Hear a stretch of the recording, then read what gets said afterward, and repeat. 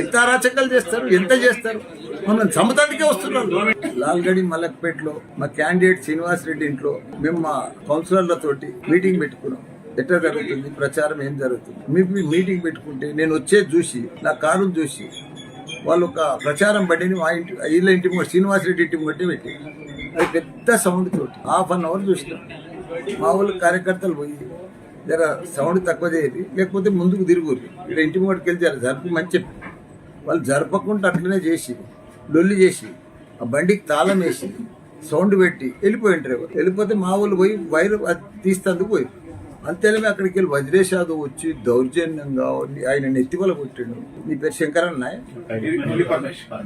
పరమేశ్వర్ నెత్తివల కొట్టిండు, దౌర్జన్యం చేసి మేము ఇంట్లో నేను మా మల్కాజ్గిరి ఎమ్మెల్యే ఇద్దరం ఉంటే గోడలు దర్వాజాలు ఇరగొట్టి వచ్చి దౌర్జన్యం కొట్టేందుకు వచ్చారు. ఇది ఏంది? ఇది మా క్యాండిడేట్ ఇంట్లో మేము కూర్చొని డిస్కషన్ పెట్టుకుంటే 1,000 మంది వచ్చి మా ఇంటి మూట దౌర్జన్యంగా వచ్చి మనం కొడతాందుకు వచ్చి మీ రిపోర్టర్స్ అందరు ఉన్నారు. మా ముంగట ప్రతి రిపోర్టర్, TV5 రిపోర్టర్ ఉన్నారు, మీ రిపోర్టర్లు ఉన్నారు, నువ్వు కూడా ఉన్నారు, అందరు ఉన్నారు. ఇది ఇంత దౌర్జన్యం చేస్తే ఎట్లా ప్రజాస్వామ్యం అవుతుంది? కాంగ్రెస్ ప్రభుత్వం అంత దౌర్జన్యం అవసరమేముంది? వాళ్ళు ఓడిపోతున్నారో ఇంత దౌర్జన్యం చేస్తారు అట్లా. పోనీ మేము ఏమైనా డబ్బులు మస్తులు పట్టుకున్నారా? పోనీ మేము ఇంకా డబ్బులు పెట్టుకున్నామా? మేము ఇవన్నీ చెక్ చేసుకోమని చెప్పినాం.